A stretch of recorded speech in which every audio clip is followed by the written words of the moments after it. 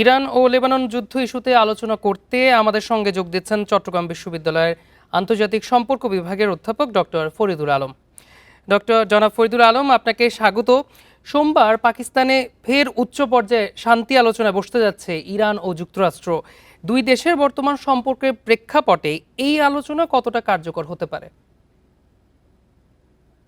আপনাকে ধন্যবাদ।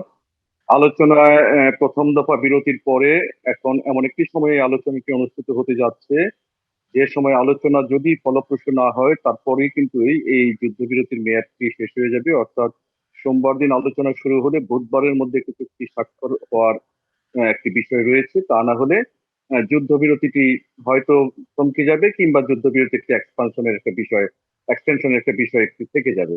এখন যে অবস্থাটি দেখা যাচ্ছে, এই সময়ের মধ্যে যুক্তরাষ্ট্র এবং ইরান দুই পক্ষের আহ, আহ, যারা আলোচক রয়েছে তারা কিন্তু নানা ধরনের কূটনৈতিক পন্থা ব্যবহার করেছেন। বিশেষ করে পাকিস্তানের সেনা প্রধান তিনি ইরান সফর করেছেন, পাকিস্তানের প্রধানমন্ত্রী মিডল ইস্ট সফর করেছেন, এবং মার্কিন যুক্তরাষ্ট্র এবং মিডল ইস্টের দেশগুলোর মধ্যে মধ্যে বার্তা আদান প্রদান হয়েছে ইরানের সাথে।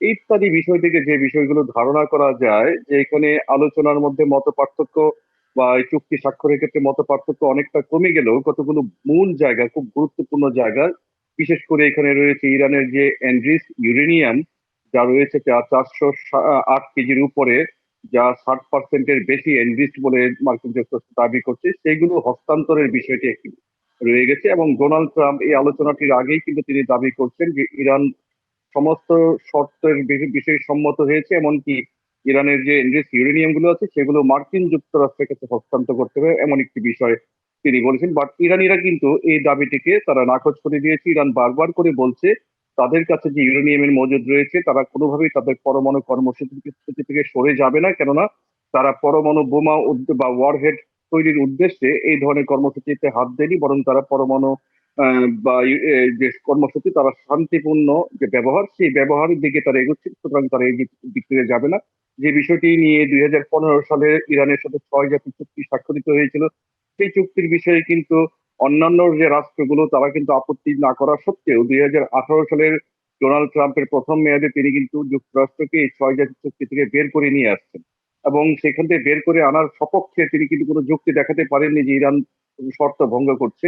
কেননা অপরাপর রাষ্ট্রগুলো কিন্তু এই ধরনের কোনো শর্তকে ভঙ্গ করেনি। তারপরেও মার্কিন যুক্তরাষ্ট্র যে দাবিটি করছে, এই দাবিটি কতটুকু যৌক্তিক এটি নিয়ে যথেষ্ট বিতর্কের বিষয় রয়েছে। কারণ এই জায়গা থেকে এটি ধারণা করা যায় এই আলোচনাটিকে বাধাগ্রস্ত করার জন্য এবং ইরানে আবারও হামলা সাধন করার জন্য ইসরায়েলের তরফ থেকে মার্কিন যুক্তরাষ্ট্রের যে বর্তমান প্রশাসন রয়েছে তাদেরকে নানা রকম ভাবে প্রভোগ করা হচ্ছে। এবং যে হামলাটি ইরানের সাম্প্রতিক সময়ে সংঘটিত হলো, 40 দিনের যে যুদ্ধটি হলো, সেই যুদ্ধটি মূলত ইসরায়েলের জাতীয় নিরাপত্তার প্রয়োজন এবং ইসরায়েলকে শক্তিশালী করার জন্য মধ্যপ্রাচ্য অঞ্চলে সেখানে যুক্তরাষ্ট্রকে জড়িয়ে ফেলা হলো। এবং আজকে যে আপনার এনরিচ ইউরেনিয়ামের কথা বলা হয়, এটি যুক্তরাষ্ট্রের কাছেই কেন হস্তান্তর করতে হবে? এটি তো একটি আন্তর্জাতিক ব্যবস্থার অধীনে হতে হয় যদি হয়।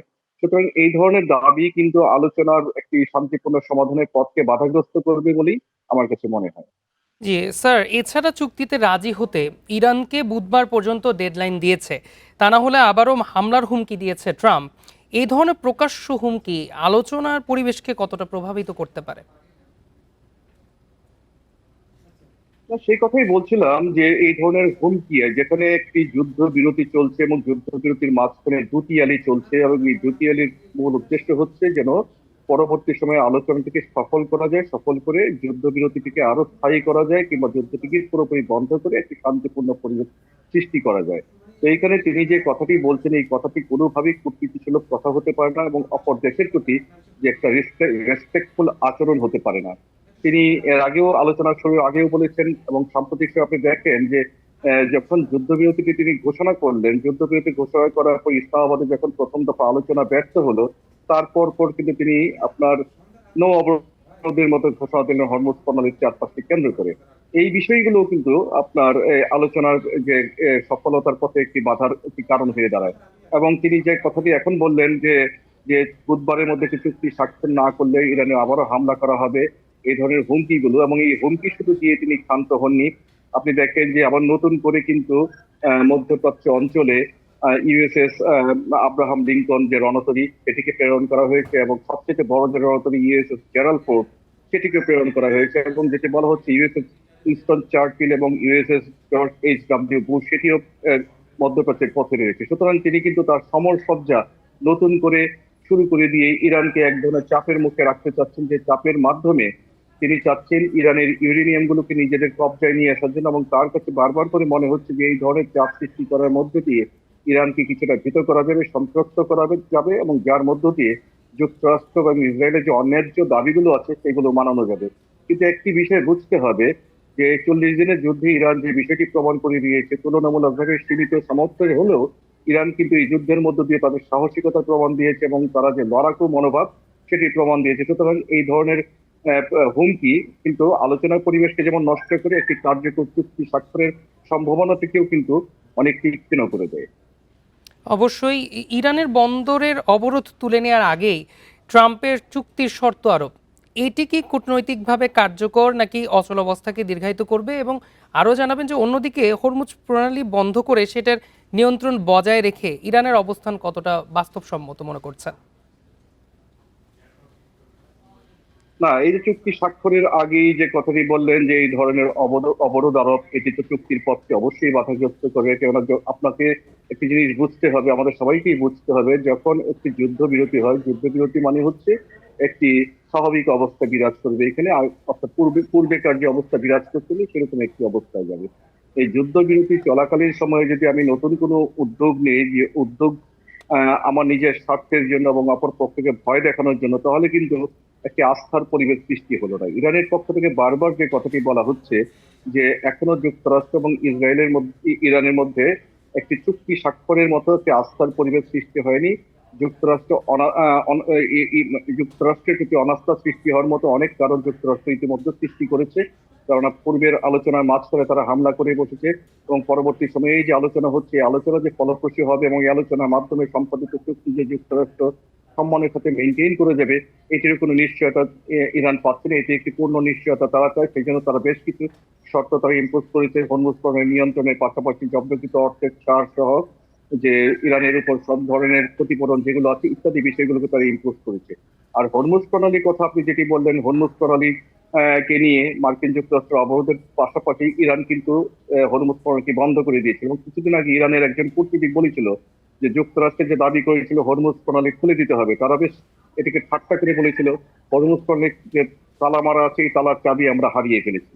এবং ইরান কিন্তু এটিকে বেশ ভালোভাবে কিন্তু হরমুজ প্রণালী যে এই যে যেটি বন্ধ করে দেওয়া, বন্ধ করাটিকে কার্যকর করেছে। যদিও গতকালকে থেকে যে খবরটি তারা জানিয়েছে, আলোচনাটিকে সফল করার স্বার্থে তারা আপাতত হরমুজ প্রণালী খুলে দিয়েছে, কিন্তু সেটি নিয়ন্ত্রিত ভাবে চলাচল করবে। সুতরাং এই দিক থেকে আমরা যেটি বলতে পারি, ইরান কিন্তু যুদ্ধবিরতিকে সম্মান করেছে, এবং একটি কার্যকর চুক্তি যেন হয় সেটির পথে হরমুজ প্রণালী যে অবরোধ, হরমুজ প্রণালী যেটি বন্ধ করে দিয়েছিল এটি যেন কোনো বাধা হিসেবে বিবেচিত না হয়, সেই বিষয়ে যেন ইরানকে কেউ ব্লেম করতে না পারে, সেই জন্য কিন্তু তারা হরমুজ প্রণালীকে ওপেন করে দিয়েছে যেন সেখানে জাহাজ চলাচল শুরু করতে পারে। এখন বাদ বাকি বিষয়টি যুক্তরাষ্ট্রকে বুঝতে হবে যে আলোচনায় বেশ দুই পক্ষকে বেশ কিছু ছাড় দেওয়ার একটি বিষয় রয়েছে।